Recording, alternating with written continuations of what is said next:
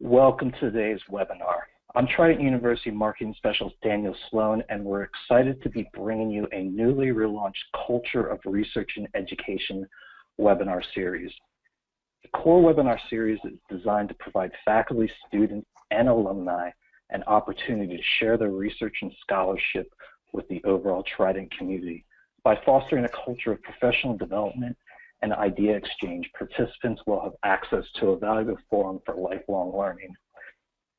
This university-wide effort is coordinated by Trident's Doctoral Studies Directors. Today's session will be hosted by Dr. Wenling Li, Doctoral Studies Director of our PhD in Educational Leadership Program. Dr. Li holds her PhD in Cognitive Psychology from Beijing Normal University and had postdoc work at University of Illinois at Urbana-Champaign. Dr. Li was a senior research scientist at the Center for the Study of Reading prior to Trident, and that's also at UI Urbana-Champaign. Her primary research interests are reading, writing, and instructional approach in K-12 and school leadership and administration. She has authored 7 books and numerous articles on dynamic issues in children's learning and language mastery. Welcome, Dr. Li. Thank you, Daniel, for your introduction.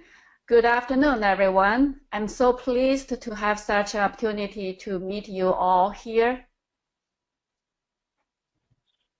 Thank you. And today's presenter is Trident Instructional Designer, Dr. Keyonda Smith.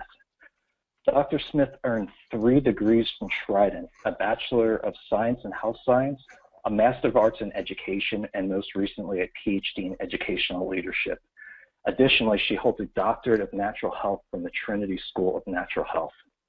As an educator and a researcher, her goal is to affirm the intersection of academic development, its delivery process, and student learning by concentrating on its practical application. Education and learning requires an understanding between the professor and student. Dr. Smith will be presenting the research in today's webinar during the 10th Annual International Conference on E-Learning in the Workplace at Columbia University in New York.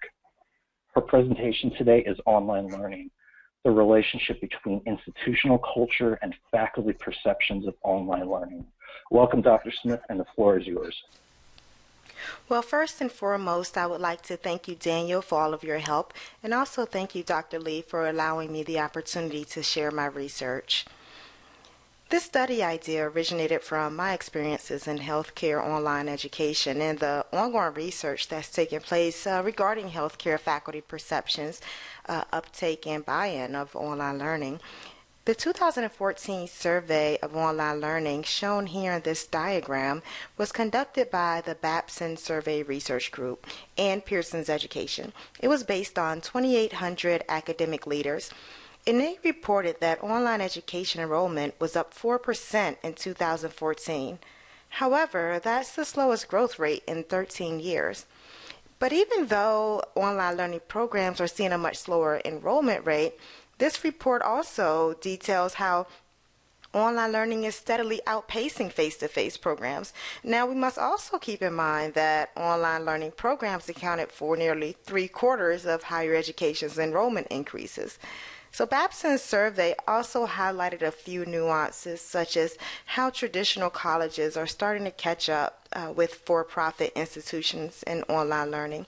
Perhaps the biggest takeaway is that online education will be disruptive to the higher education industry at some point, especially considering that 71% of academic leaders say online programs are critical to their long-term strategies, which is up from 49% in 2002. But only 28% of the same academic leaders say their faculty accepts internet efforts as legitimate. So for whatever it's worth, a record low 8% of academic leaders said online education is not critical to their long-term strategies. Another takeaway from the Babson survey is that hybrid approaches to education are likely to be the new norm, but even a hybrid approach will have its hurdles. This report explicitly stated The general opinion is that the quality of blended courses is superior to that for online courses. But this view has not been exempt from whatever factors have been producing a more negative view of online instruction. Perceptions of the relative quality of both online and blended instructions have shown the same small decline for each of the past 2 years. So to investigate this phenomenon further, the purpose of my study was to examine the relationship between institutional culture and faculty perceptions of online learning in higher education. I specifically chose to investigate chiropractic higher education, as this industry is notorious for its lack of innovation in training modalities. And this study was significant as it sought to inform chiropractic higher education leaders of their institutional culture and its potential influence on faculty perceptions of online learning. And more importantly, during planning and implementation of strategic innovative initiatives, and it may also provide the guidance to best meet the requirements of program accrediting agencies. Of course, that's if these institutions chose to innovate. As this study was quantitative in nature, my first task was to identify how to operationalize institutional culture. But I was lucky because Ian McNay in 1995 developed 4 unique institutional culture types: collegium, bureaucracy, enterprise, and corporate, as shown in this diagram. Also, this diagram demonstrates how McNay's 4 culture models are based on a degree of tightness and looseness of 2 dimensions: the policy definition and control over implementation. He recognized that these culture types may coexist in any organization, including higher education. Let me explain a little further to give you some additional context regarding the diagram. The upper left quadrant is the collegium culture type, where the university has loose policies and loose control over how policies are implemented. Next, in the upper right quadrant, we have bureaucracy culture, where the university has loose policies but have tight control over how initiatives and policies are implemented. In the bottom left of the quadrant, there is enterprise culture, and these universities typically have tight policies but have loose control over how they are implemented. And lastly, the lower right quadrant is the corporate culture type, and these universities typically have tight policies and tight control over how ideas, initiatives, and policies and projects are implemented. Interestingly, McNay acknowledged that these cultures may coexist at some universities concurrently. However, this balance and shifting of culture types are potentially responsible for guiding faculty actions and change implementation. Understanding these 4 culture types led me to asking 5 questions, and these 5 questions are what guided the study. Questions 1 through 4 sought to examine how, or even if, each of the 4 institutional culture types were even related to faculty perceptions of online learning. And question number 5 investigated any plausible relationships among all 4 culture types, some faculty demographics, and their perceptions of online learning. So 2 conceptual perspectives directed my approach to how I was going to examine any probable or improbable relationships between and among institutional culture and faculty perceptions. So the first perspective is that of Clayton Christensen, who in 1997 developed the disruptive innovation theory. Christensen's theory purported that innovations must be employed, executed, and implemented from the ground, meaning students, professors, and staff, up to leadership, which poses a conundrum as those of us in higher education have mostly experienced online learning initiatives as directed from the top, from leadership, down to faculty, staff, and students. And according to Christensen, this atypical implementation strategy results in decreased faculty and decreased student buy-in, a lack of participation, and it influences the initiative's overall success. So he goes on to explain that this issue occurs because leadership is typically disconnected or far removed from the service population. meaning faculty and staff, we are considered the serviced population. So therefore, leadership may lack the ability to obtain a comprehensive understanding of our needs, or of the population's needs, of the students' needs, and the faculty's needs, and the staff needs. And this consequently affects faculty perceptions of the innovation. The second perspective I used to guide my research approach was based on Leon Festinger's 1957 theory of cognitive dissonance. Festinger's theory asserted that if faculty is uncomfortable with an innovation, then they are more likely to rationalize the ineffectiveness of its use, despite the preponderance of evidence showing the opposite. In other words, if faculty are not familiar with online learning, and online learning is not properly executed, meaning from the bottom up, they will rationalize that online learning is not good it's not as good as face-to-face learning, which explains why the online learning initiative is receiving complaints from faculty and students, or even explaining why the program is failed or even has already failed. Well, next, let's take a look at the research method for this study, as it was integral to ensuring a detailed exploration into the institutional culture and faculty perceptions. So for this study, a correlational quantitative design was selected. It was most appropriate since there was no treatment implemented, and I didn't manipulate any of the variables. The study sought to investigate if a relationship existed among and between the variables, and also what were the strengths of these relationships. The quantitative data collected reflected the current state of faculty perceptions of chiropractic institutional culture and online learning. Of particular interest to the study was the relationship between institutional culture and faculty perceptions in chiropractic education. So accordingly, the unit of analysis was chiropractic faculty responses. And with chiropractic faculty responses as a unit of analysis, a power analysis was conducted to determine the sample size needed to correctly or efficiently reject each null hypothesis with an accuracy of about 80%.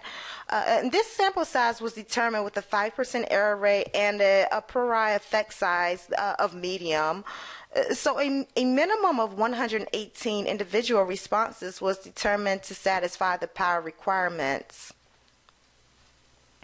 Consent was then obtained from survey developers Nauffal and Totaro to utilize the instruments for this study, and participating chiropractic institutions provided consent to distribute electronic surveys to their prospective faculty members.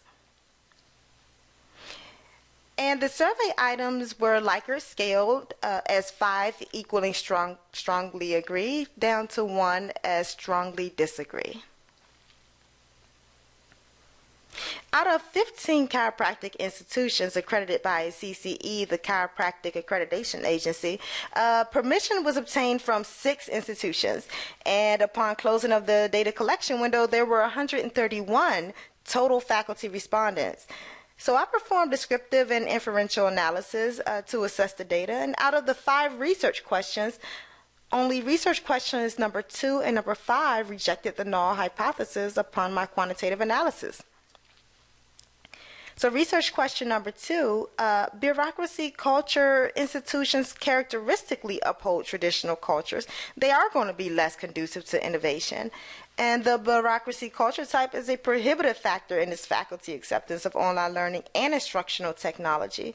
Significant and negative correlations were found between institutions with bureaucracy culture and its faculty perceptions of online learning, indicating that they were less likely to embrace online education. Interestingly, faculty of these institutions also lacked online learning presence.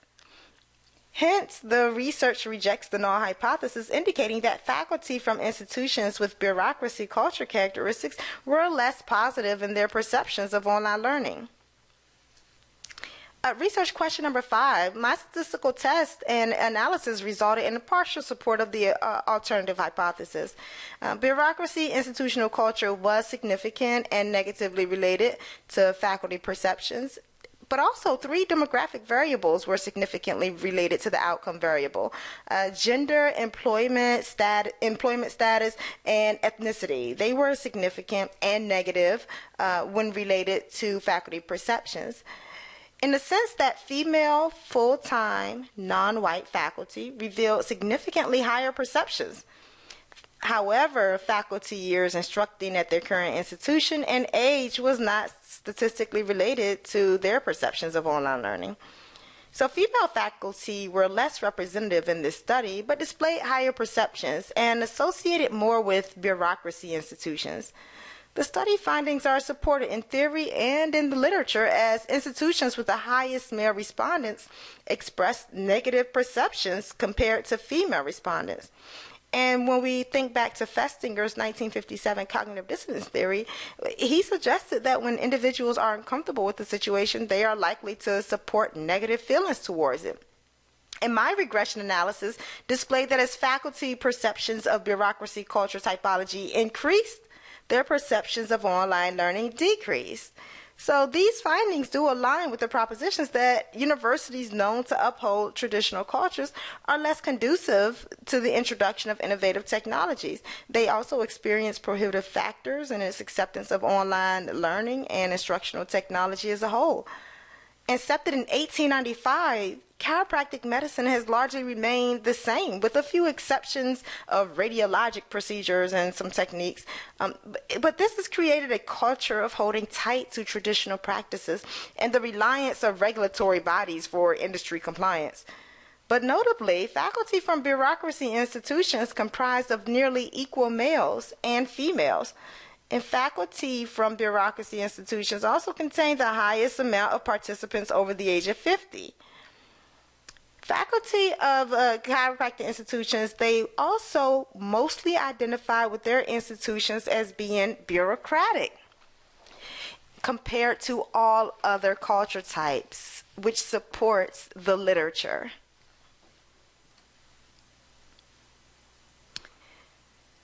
From a higher education leadership perspective, findings have critical implications for executing innovation within institutions that typically uphold these traditional and old-time practices.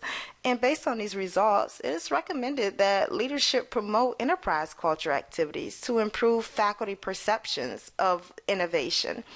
Enterprise institutions are flexible in decision-making, they work closely with students, they utilize small teams for projects, and they set standards based on market strengths. And more importantly, these results suggest faculty perceptions as critical to technology uptake and successful implementation.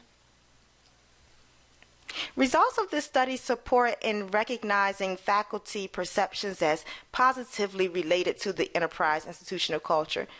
And according to Janarwicz and Brown in 2009 and Davies in 1997, I know it's a little dated, but they identified enterprise institutions as more suitable for adoption of the innovative educational technologies due to the flexibility and variety of instructional pedagogies that's required to foster effective online learning. And enterprise culture is characterized by tight policy or tight hold on policies with a loose control over how policies are implemented, with an emphasis on entrepreneurship. This is the preferable culture type when implementing change and incorporating innovative technology. Leadership who embrace and promote this culture type will need to increase entrepreneurial activities among its faculty by reassuring motivation and drive, problem solving, and self-confidence.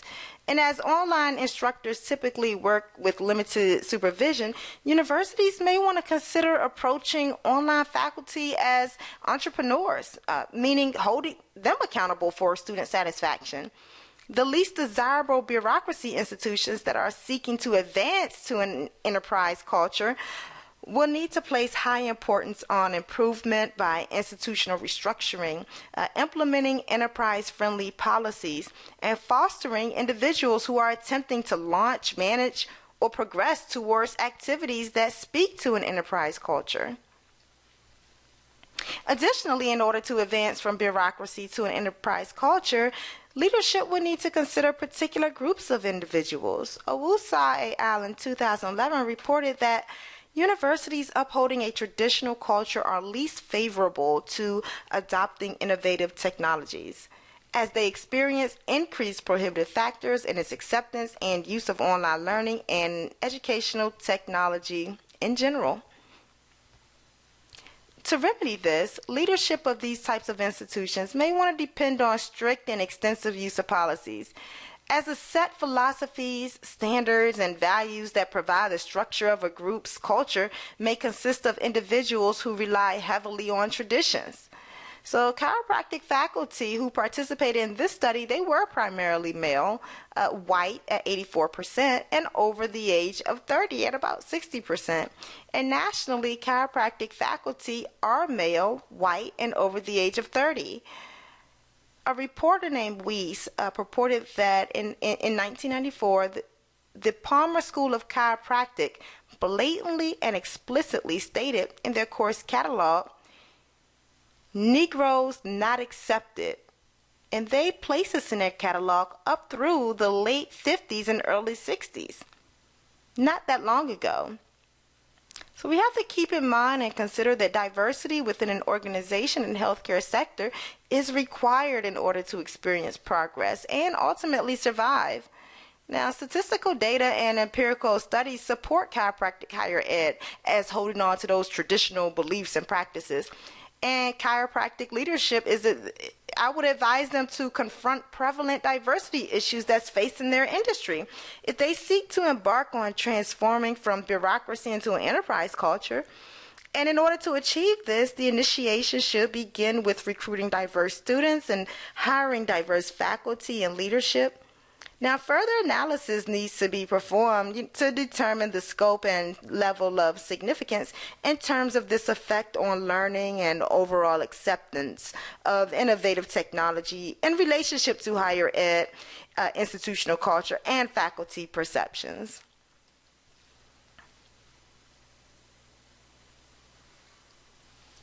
So research should expand to faculty of other disciplines and incorporate a qualitative component to identify if these results are generalizable to a larger population. Therefore, a mixed method research methodology, I would suggest, is needed for future studies on this topic. And a mixed method design would encompass empirical statistics and narrative participant contributions to support the quantitative findings. Additionally, this study utilized Totaro et al.'s 2005 faculty perceptions of online learning to measure the independent variable, and future researchers may want to consider an alternative instrument or develop an instrument more appropriate for their population and variables. As this study was not causal, bureaucracy faculty negative perceptions of online learning should be further examined to determine if institutional culture is actually the cause, or is it due to factors related to the faculty members or some other extraneous factor. Lastly, an analogous study could offer valuable data in preparation for distance learning initiatives related to other discipline-specific fields or clinically related fields, and provide a more systematic approach to classifying a variety of instructional delivery options. So in summary, this study examined relationships between institutional culture and faculty perceptions of online learning. And of the 5 research questions presented in this study, research questions number 2 and partially research question number 5 presented the only significant relationships. Now, the studies participating in chiropractic institutions were found as primarily associated with bureaucracy institutional culture, and the faculty of these institutions were also found to have the highest negative perception of online learning. In addition, this study shed light on how gender may affect faculty's perception of institutional culture and faculty's perception of online learning. These findings are encouraging for healthcare and discipline-specific higher ed institutions to start developing a strategic approach to implementing online learning. And online education is established already as an effective mode of instructional delivery, and it can be embraced by didactic disciplines as those that are typically found in integrative healthcare areas of study.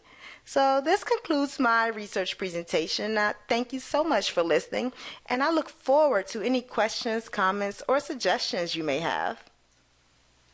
Thank you for your informative presentation, Dr. Smith. The topic of institutional culture and faculty perceptions of online learning is a relatively new and interesting study. So everyone feel free to raise your questions. Dr. Smith and I would love to answer your questions. So I turn the floor over to Daniel for the Q&A session. Thank you, Dr. Li, and thank you, Dr. Smith, for the great presentation. And we have a few questions already, and the first question is for you, Dr. Smith, and that is, are the findings of this presentation relevant to those outside of the specific industry in which you study, the healthcare industry? In my opinion, it would be awesome if we could have included nursing and things like that. But believe it or not, this type of study has been done on nursing, but they never examined the institutional culture, because then we get into hospital cultures and we kind of are not into the education culture. So as far as nursing training, that would have been something, a future study should be done on nurse training, but there has been studies on healthcare as far as in their facility, but that takes away from the higher education component that was integral for this study. I hope that answered your question. Yeah, thank you, and we'll hear whether or not in the question box, but thank you for that. Next question, again, this is for you, Dr. Smith.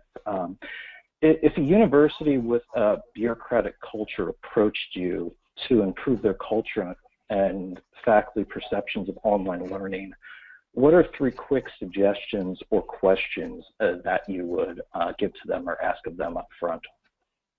Well, if they're seeking to go from bureaucracy to enterprise, they will have to first address any diversity issues. Research has shown that bureaucracy institutions are typically less diverse. So if that is, and based on the research that's already been done, if that is an issue, we need to address the diversity. Once we are able to address diversity, we need to look at how they implement change on their campus. Is change typically something handed down from the vice provost, down to faculty, staff, faculty, and then the students, or is change implemented from a student making a complaint and then faculty getting together with the faculty senate and then working together to have a presentation for leadership, meaning from the bottom up? So I'm very interested in how you're implementing change. Is it top down or is it bottom up? Because that is very integral when you're trying to go from bureaucracy to enterprise. And lastly, you want to know if once change has been implemented, how is that being managed? Is that being tightly managed, or is it being loosely managed? So once we say, yes, we want an online learning program, okay, so is it going to be managed with tight policies, and meaning let's first get all of our policies in place and then we can start working, or are you just going to say, we're going to implement this very loosely, so whatever expertise you have, bring it to the table, because tight policy control and loose implementation is very important in an enterprise culture in order for it to be successful. Thank you. And next question, I'm going to start with Dr. Smith, but I'm also going to ask the same question of Dr. Li, and this comes from our audience, but the findings of the study, do you think this can be related to business teaching in an online setting?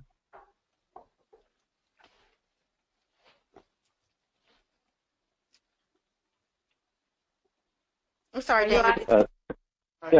for you, Dr. Smith. The findings of the study, do you feel like this can be related to business teaching instruction online? Oh, absolutely. The original survey that I used by Totaro et al. In 2005 was developed for a business course. It wasn't the best survey because some of the questions I had to make some changes to, which I think may have affected some of the validity issues. And I spoke with the developer of the survey, which he's a business instructor. I think he's at University of Kentucky, and he looked over some of the verbiage that I changed to make sure that it was relevant for chiropractic. And also Ian McNay's 1995 4 institutional culture models, those models were originally developed for organizations. The original title was the institutional, it wasn't institutional culture, it was organizational culture. And then it was transformed to meet higher education by Ian McNay because he wanted people to know that these culture types exist in organizations, but also that includes higher education. So yes, absolutely. And Dr. Li, the same question of you. Do you feel like this is something that can be related to business instruction in an online setting? Yes, like I just can give some my own points about this research. Like from my point of view, I think, like the sampling are probably very limited. The only very limited couple of the higher ed institutions. If we have a bigger sample to including different kind of culture institutions, probably, the conclusion is can be generalized. So far, I believe there's some limitations to this study. The sample size probably limited. That's my point.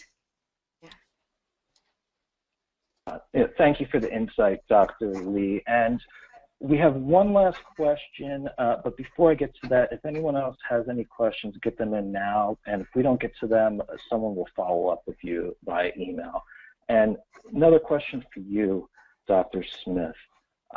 With culture being so difficult to change, what do you recommend generally to those institutions whose culture is holding them back?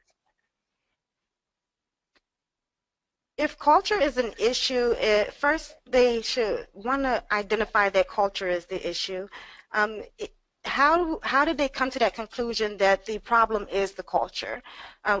If they're sure that it's not policies, procedures, leadership, and that it actually is the culture of holding on to traditions and things like that, they need to examine their from the bottom up. That means you need to talk to your students, you talk to your faculty members, and then you talk to your staff by survey or town hall meetings, however you get information to students, faculty, and staff, and find out their feelings on the culture. Once you've identified that the issue actually is culture, and if you've identified that, you need to get with them and find out what about the culture, or what are some of their opinions on what could change. And once you get some of that information from them, you're more connected to the individuals who are the service population. Because otherwise, if a leader just looks around and says, well, I think we need to do A, B, C, and D, according to Disruptive Innovation and Clayton Christensen, it's going to probably not be taken well by the service population, which is our students, faculty, and staff.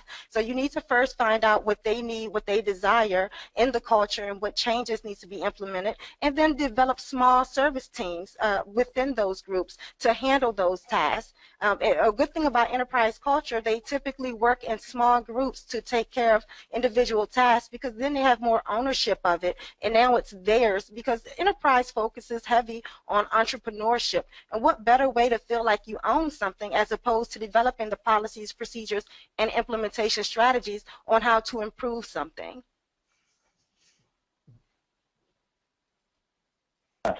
Thanks so much, Dr. Smith. And that wraps up our Q&A session. And I'm going to hand it back to Dr. Li to conclude today's session. Okay, thank you everyone for attending today's core webinar. The discussion is very inspiring. The core webinar series is designed for our faculty, students, and alumni opportunity to share their research and scholarship within the Trident community, especially if you are students in our PhD programs or you are considering joining our program. It will be a great opportunity to learn how to design and conduct research. We will offer more webinars later on. please share with us your suggestions or comments. Thank you again.